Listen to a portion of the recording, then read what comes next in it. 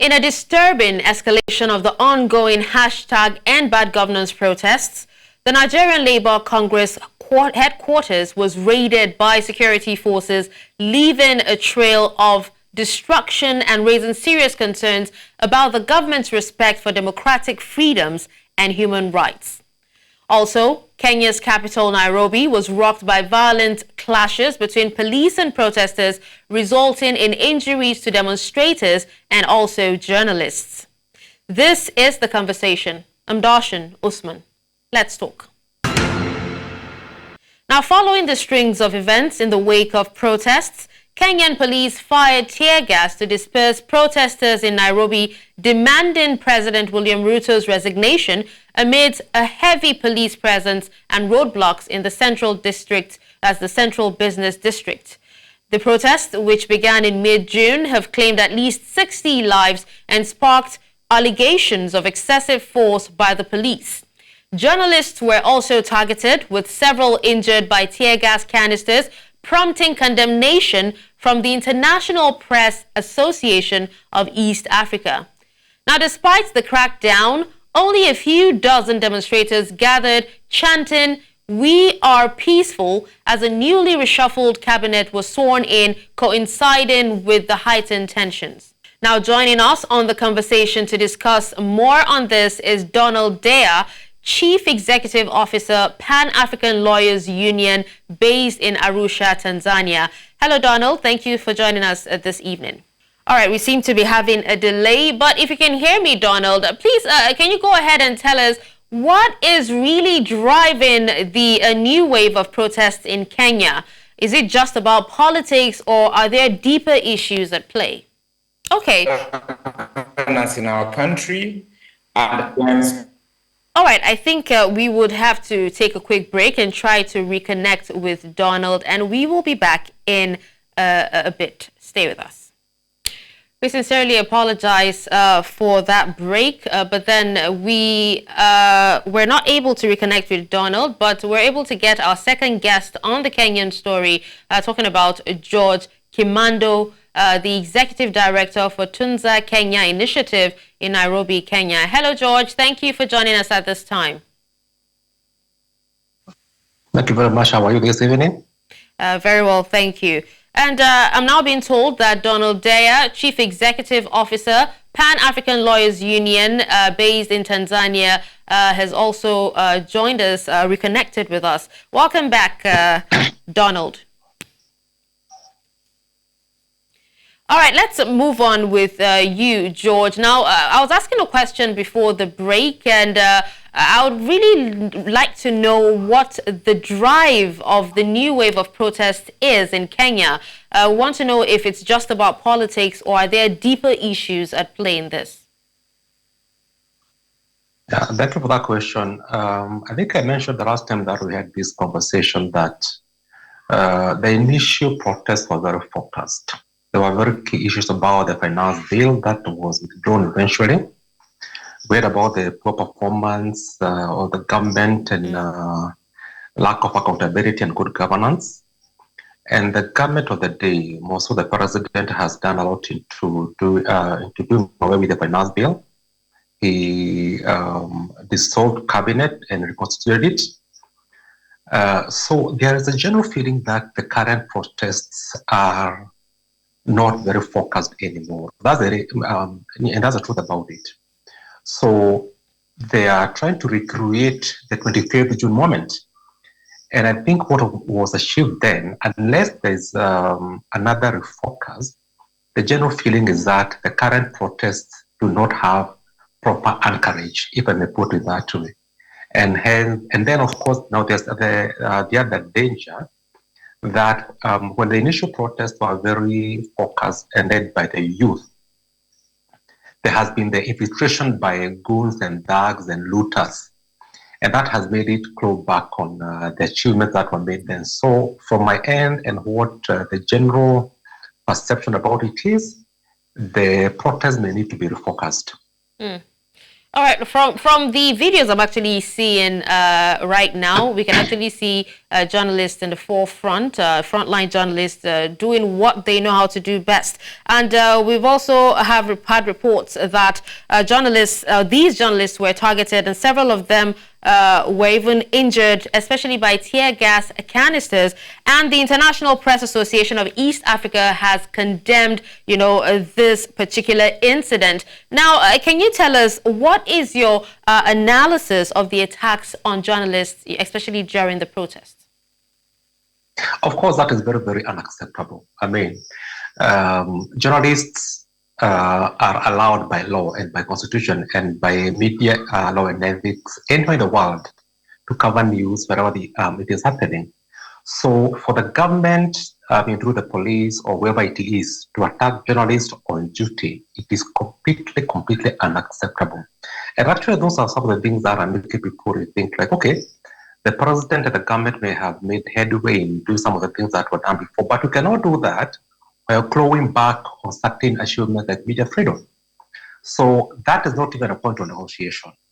The police who did that should and must face the full force of the law. That's not negotiable. We cannot go back to where we had, if you remember the years we had maybe like 2 regimes back during the Moi time, the Kanu rule, whereby as a journalist or as a media practitioner, you do something, the next thing you're missing or you are abducted, which is what we have seen of late. The issue about media freedom must not be negotiable. It is as simple as that. Okay. Now, still on, the attack, the journalists' attack. Now, this protest has actually been on since mid-June. And, we've seen that it has actually claimed 60 or more lives in Kenya. Can you please tell us or give us an assessment of the impact of this protest on the media landscape, in Kenya at the moment? That is a very wide question, because the impact that has been derived from the protest is not just on the media. In fact, the media actually, if you ask me, has been quite, the media has been very, very effective in covering the protests and all that. And I think that's why they attracted that kind of backlash by government. But over and above the media landscape, essentially, there has been the achievement, the progresses that has been achieved in terms of the of governance and accountability by the government.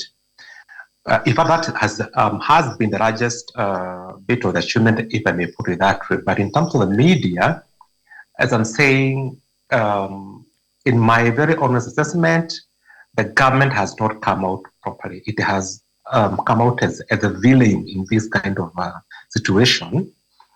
But also the media has come up very, very strongly, standing up for what has been, before they're supposed to do, reporting correctly, starting like now when there was the attacks of journalists, like now, just yesterday, a couple of weeks ago, there was even a journalist who was shot in Nakuru. That's another town, that's another city that we have in Kenya. There was the issue of a veteran journalist, Macharia Raivo, who was abducted inside a police station. Right? Yeah. So the protest also, and the way the media has covered it, has also brought out a very villain side of the government. And this is what I'm saying. The media and any human rights activists and practitioners must come out and guard very, very jealously those rights that we have achieved over the years. We cannot let those rights be clawed back upon. Okay, now this particular protest actually started, after the finance bill, due to the finance bill, that was meant to exacerbate, the cost of living crisis in Kenya. And we saw the president actually withdraw that particular bill. And some protesters also called for the resignation of some of the people in power. Now we're seeing a cabinet reshuffle. Can President Ruto's reshuffle of the cabinet really address the protesters' concerns, or is it just a band-aid solution? Okay, let me tell you something about those protests and the issue of the finance bill. The finance bill was a trigger for what has been simmering for a very long time. Okay. Okay.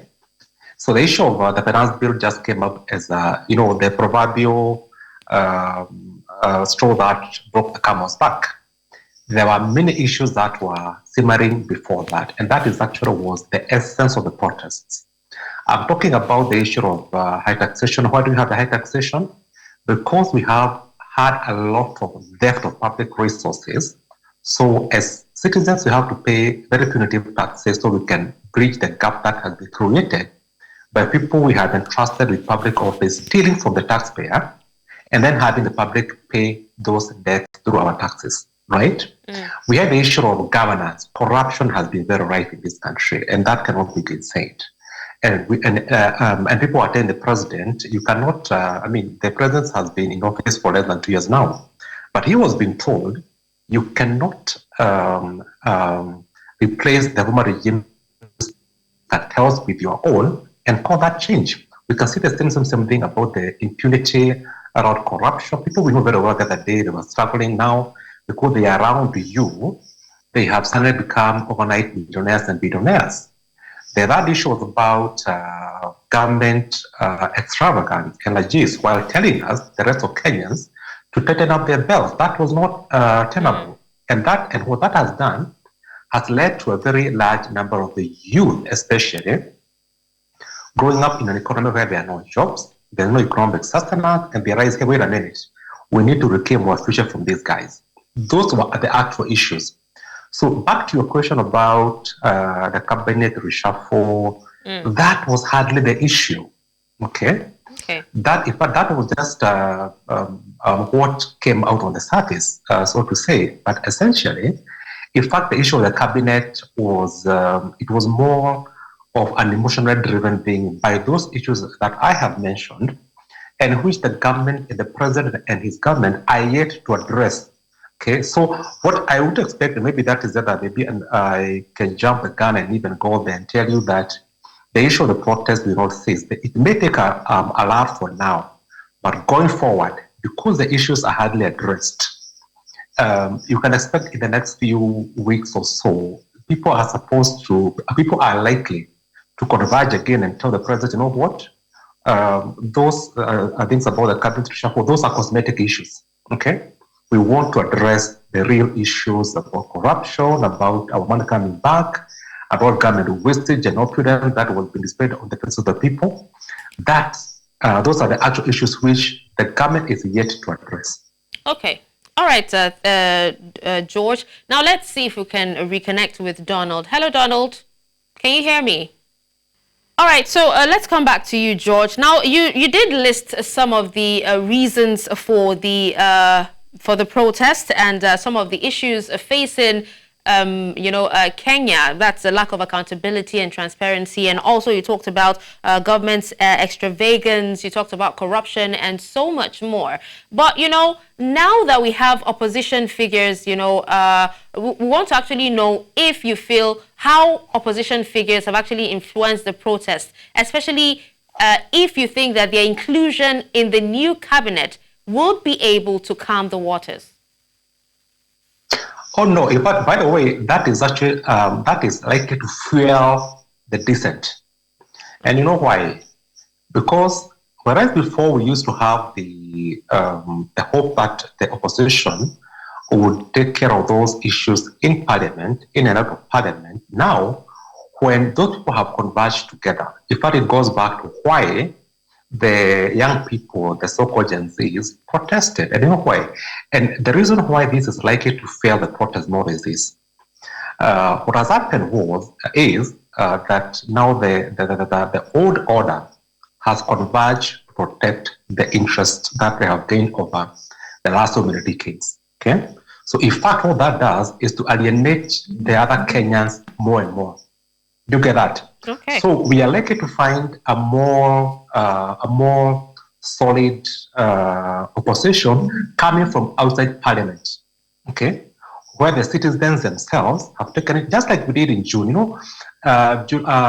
Late July, the protest, as I said, have fizzled out because there was no particular focus. But what happened initially from Nimoso on that June 25th, because that I think was the mother of all protests, what is going to happen is that now, so now that these guys have come together, they have converged, they have coalesced around their interests, which they have been protecting for the last so many decades.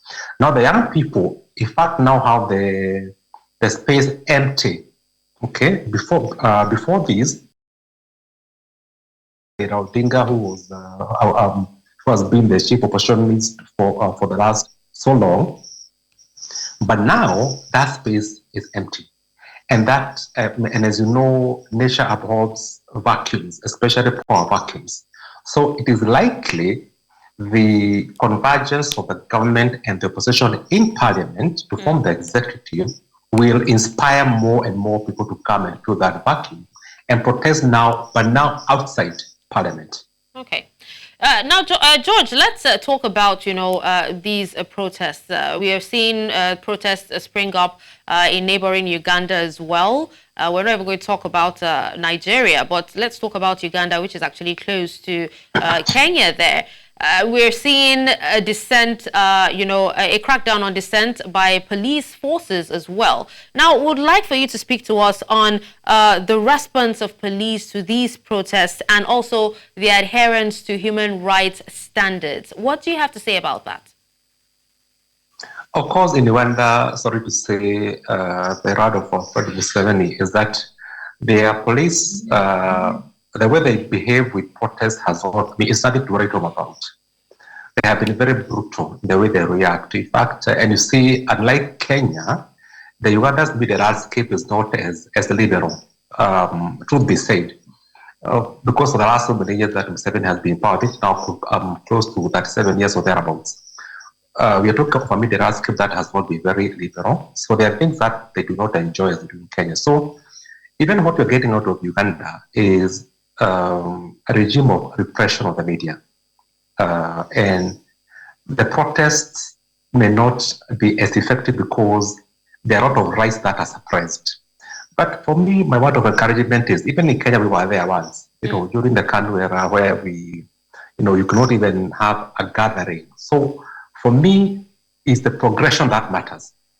Uganda has still a long way to go in terms of achieving some of those freedoms in terms of holding assembly that is not interfered with by government. They still have to go for permits to hold meetings. That is something we don't have in Kenya. But the reaction by the police, that is something which needs to be addressed as yesterday. Those are the freedoms that must be sought and anchored in the constitution like we have in Kenya today, that anybody, so long as they are within the press limits of the constitution, they have the freedom of assembly and they can express their opinions against government or against an institution within the rights of others. But in terms of police response, the brutality again is unacceptable. Okay, absolutely, George. Now, Donald, thank you so much for reconnecting with us. Now, if you can hear me, would love to hear your thoughts and what you feel is causing the new wave of protests in Kenya, and also, can you hear me? Can you hear me? Yes, I can hear you now. I can hear you. So go ahead and tell us what you feel is driving the new wave of protests in Kenya, the cabinet reshuffle, and also the attacks on journalists. Would love to hear your thoughts on all these. First, I wouldn't really characterize it as a new wave. I would say that a series of protests started in mid-June and they have continued without stopping. The initial issue that galvanized people was a finance bill, but really what the people of Kenya, especially the young people, the Gen Z, followed by others, or supported by other generations, are protesting against is bad governance. It is bad leadership, it is corruption, it is stealing public money for private gain, nepotism in appointments, and systems that don't work. So what they really want is a total cleanup of the governance of the country. So that's why I say they're saying it's not about individuals, it's about a way of doing things that the Kenyan political class has been using that they want totally overhauled. So I think they're quite clear in their demands. and it's grown over time. And it's just very sad that the political leadership, instead of addressing the issues, is deploying the police and paramilitary units to literally brutalize the citizens, including those who are not protesting. Okay, but what is the government actually saying about this brutality? The government wavers. At points it is in denial. At other points it blames the protesters of damaging property, as though property was more important than lives. The blatant displays of illegality that are put on national TV, that are put on international TV by CNN, by Al Jazeera, they're just ignoring them. They're not responding to them in public. Questions have been asked in Parliament. The government has not answered. The Law Society of Kenya, other civil society organizations, and an umbrella known as Police Reforms Working Group have protested, but they're just being ignored. But it's really when you have plain clothes walking around in cars that don't have number plates, literally abducting citizens from the streets. Some turn up in police stations, either immediately or after a number of days. Many have turned up dead. So conservative estimates now is that from June till now, the police have killed over 100 Kenyans across the country, especially in Nairobi, the capital city. All right, Donald, I asked George earlier about what he feels about the cabinet reshuffle, and if he feels that opposition figures' inclusion in the new cabinet might be able to calm the waters. And he said, on the contrary, that it will end up, fueling more tensions if he was to. That's in his own opinion. Can you share with us your take on that? Do you feel the same way? 100% on that. Looking back at what governs Kenya, the president and the president's party was part of a coalition of parties that came together. The most prominent opposition group was also a coalition of parties that came together. So one political party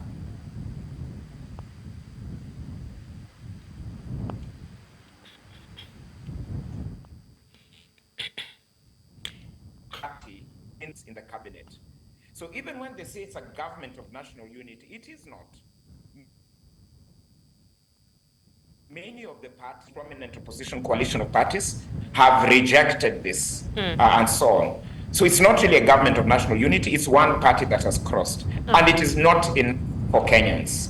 It's been very clear in the public participation, the memoranda that have been presented to Parliament during the vetting, and also on social media and on traditional media, that Kenyans reject this cabinet, especially since half of the people who were sacked from the previous cabinet were brought back.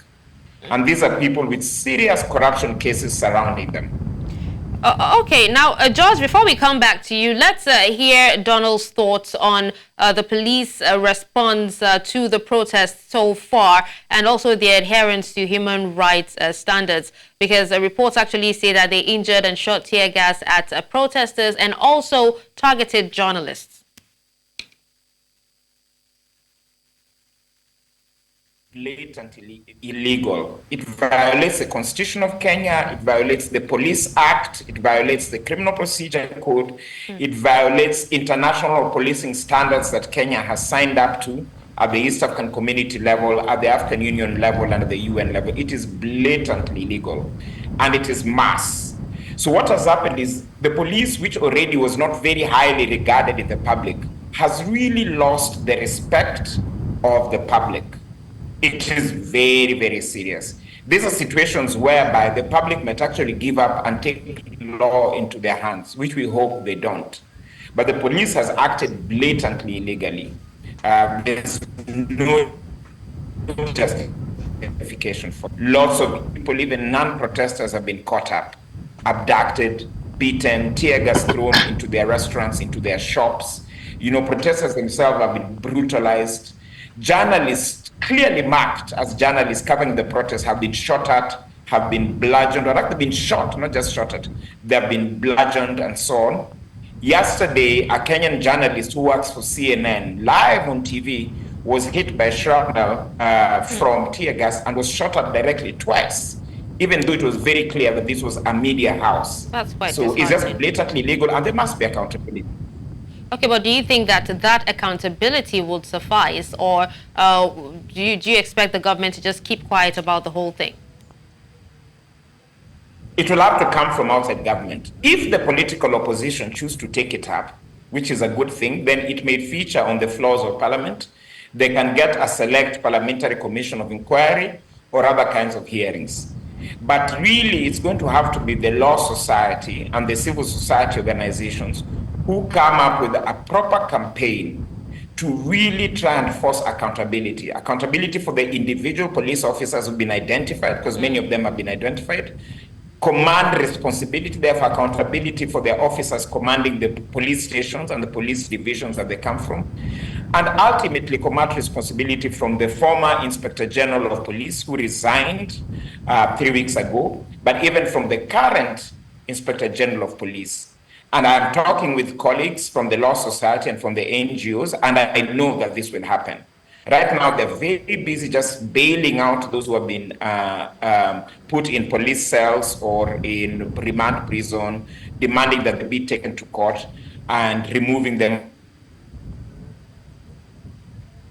All right, let's hear from George on this. George, do you think that the government will hold, the officers responsible for the attacks on protesters and journalists responsible, or will we have to hear from international organizations on this?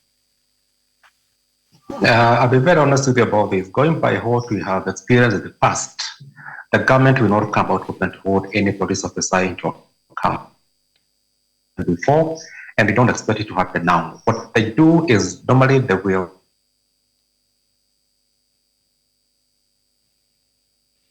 investigations, and when we have what we call the IPOA. IPOA is the Independent Police Oversight Authority.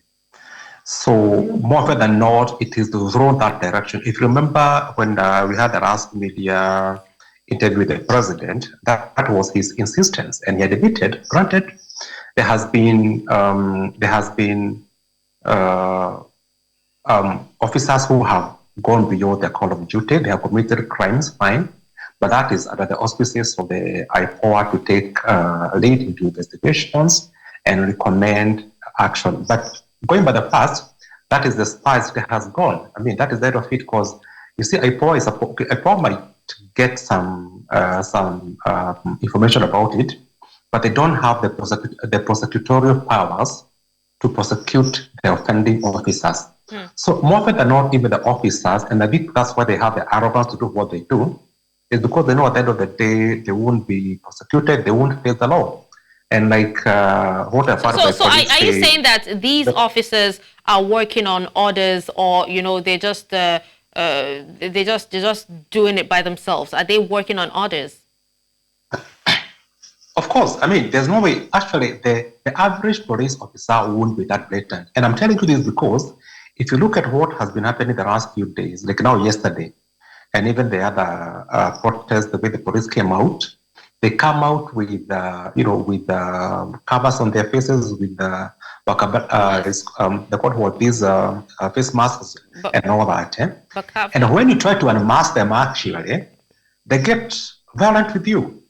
So, and nobody's coming, and nobody in authority is coming to tell them, hey, you have to go there with an open face. So they're doing this very, very deliberately. They cannot do this without a higher office covering for them. And that is the thing that we are saying. They are doing this blatantly because they know somebody is covering for them higher up in the... Okay, let's hear from Donald about this as well. Donald, do you think that these officers are acting independently or are taking orders from above?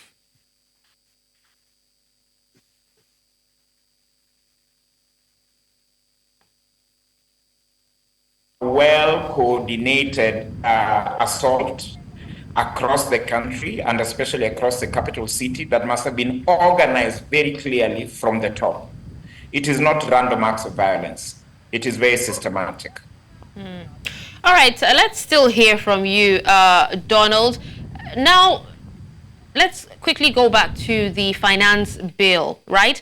How did President Ruto's decision not to sign the finance bill impact the protesters' demands and also the government's plans? And why do you think that, his address and also his withdrawal of the finance bill did not douse tensions? I mean, first, withdrawing because the finance bill is usually a package of amendments to various laws and various policies that have already been enacted in the past. So if it is not enacted, then you revert to the previous one, Finance Bill 2023. In the case of Kenya, part of what has happened, because citizens had gone to court around the finance bill, which became the Finance Act 2023, the Court of Appeal annulled it. So the standard of our taxation now will be the standard of the taxation that was adopted by Parliament in 2022. It clearly indicated the sources of income, how government would tax and appropriates, and it clearly indicated the ceilings for expenditure, what could be spent on recurrent expenditure, development expenditure, and so on. So there is that to go to. But one of the main things that the Kenyans are saying also is that the Auditor General's reports show massive corruption, show that probably up to 1/3 of that enacted budget is actually stolen at various levels. So they are very, very adamant that if the stealing is stopped, then taxation will actually lower, yet services will go up. That's one of the reasons why they noted the president not signing the 2024 Finance Act, but they demanded more than that.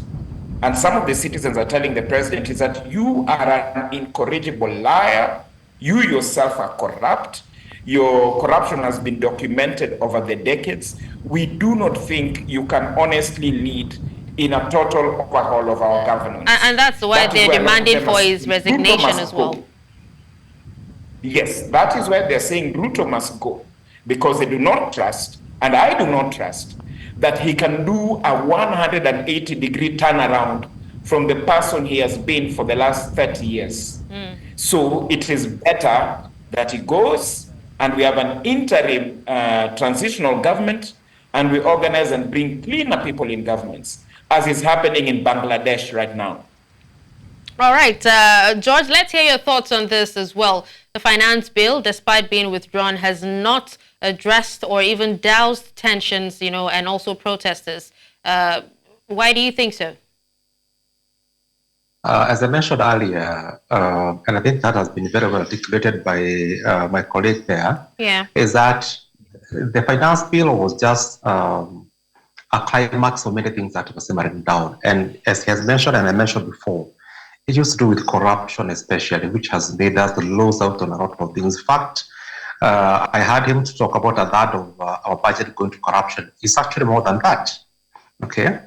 Things about, as I mentioned earlier, about government extravagance, the wastage in government, which is clearly unabated. The things about money that has been stolen over the years that is tashed out by people who are known, So the withdrawal of the finance bill was a very, very cosmetic thing. In fact, what one of a commentator said is like putting an elastoplast on a wound that is cancerous. It won't heal.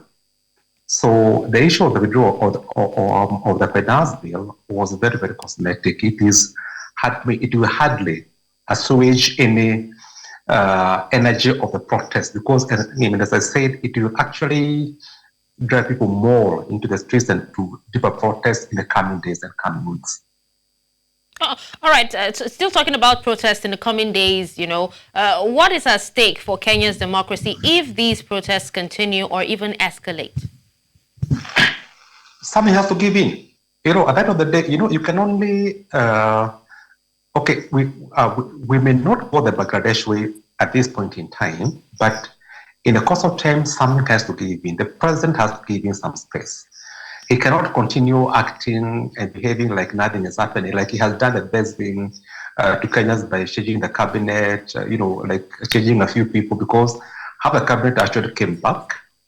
The finance bill will come back to parliament anyway at a new tax regime or whatever it is. So he has to be made aware of the fact that the Kenya of 10, 20 years ago is gone. That people are now very conscious of their political and economic rights, and they are an integral part of the taxation regime going forward. And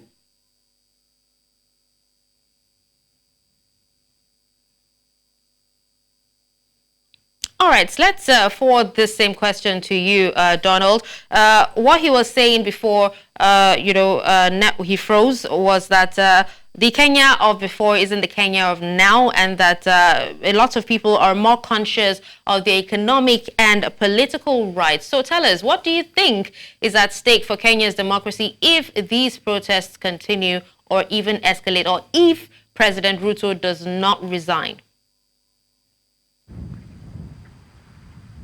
I think if President Ruto does not resign, the standoff will continue. I think the citizens might get so enraged and combine again and really take a run on Parliament and on State House, as we have seen was done in Sri Lanka, as we have seen was done in Bangladesh in the last few days.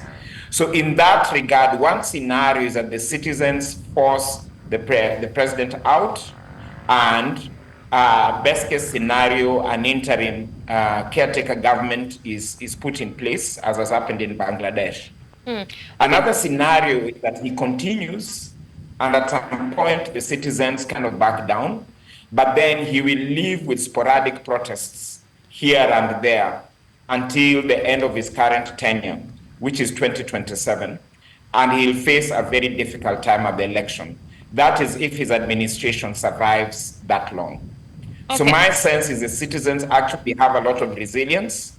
They may slow down now, but ramp up the pressure again anytime in the future.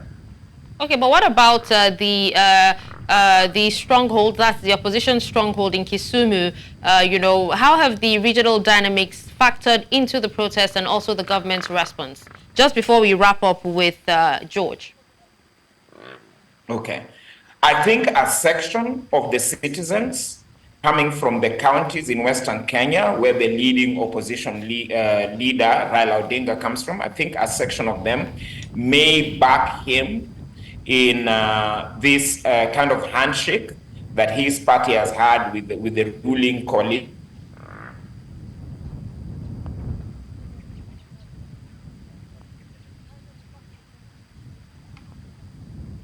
Hello, Donald. Of Kenya.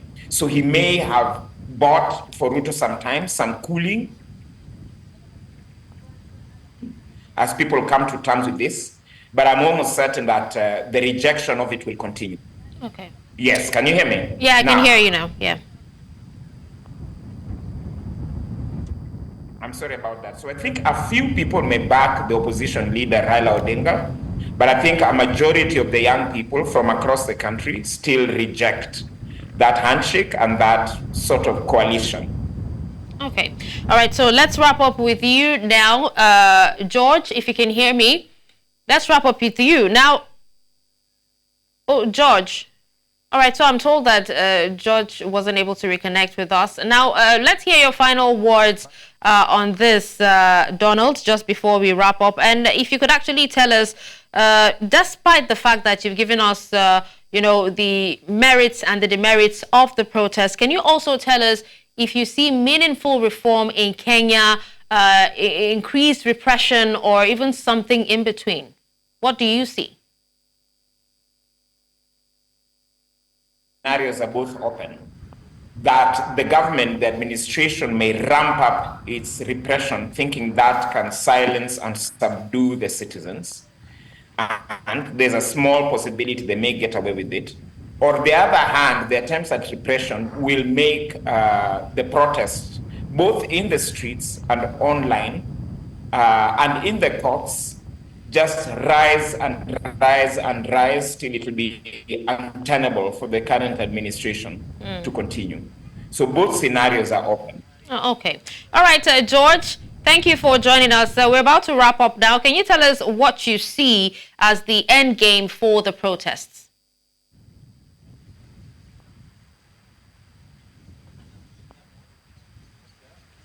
The issue agenda right? In terms of they have to be very clear about what they want about it. But as I said, it's about the old way, the old agenda that we had initially about good governance, an end to corruption, and the blatant misuse of and wastage of public resources that was very blatant with government officials. That has to end. And what I see at the end of the day is that the protests will not end that soon. In fact, what I hear from the ground is that a lot of people are up in arms and seeking ways to keep it persistent and applying pressure until the next elections. Just yesterday, I had one of the key opposition leaders saying we don't need to wait until 2027. All those are opinions and factors that need to be looked into, and those are possibilities actually. But for me, from where I sit and from what I see is that the end is also so long as they maintain the pressure on the government, some things might give in. But I think the biggest game changer will be towards the next elections, which is about 2-3 years away. And if nothing is done, but my fear also is that if the president does not take seriously the kind of things that he's been told to look into, like the 3 things I mentioned earlier, there's a possibility that the protests might become uncontrollable, and that would be very bad for the economy of the country, and even for the political stability that we have enjoyed for the last so many years. But just to wrap it up, towards, that either that or going towards 2027, when the next election is going to be, we are likely to find a very, very revoltive kind of voting to sweep away the old order. Okay. Well, thank you so much, gentlemen, for such a wonderful and enlightening conversation. George Kimando, Executive Director, Tunza Kenya Initiative, Nairobi, Kenya, and also Donald Dare, Chief Executive Officer, Pan-African Lawyers Union, based in Arusha, Tanzania. We appreciate you for your time. Thank you. And thank you very much for having us. And it's a wrap on the conversation. Thank you so much for tuning in and staying tuned. We'll be back again on Monday next week. Do not forget to follow us on our social media handles. It is at News Central TV. I'm Darshan Usman. Have a fantastic weekend.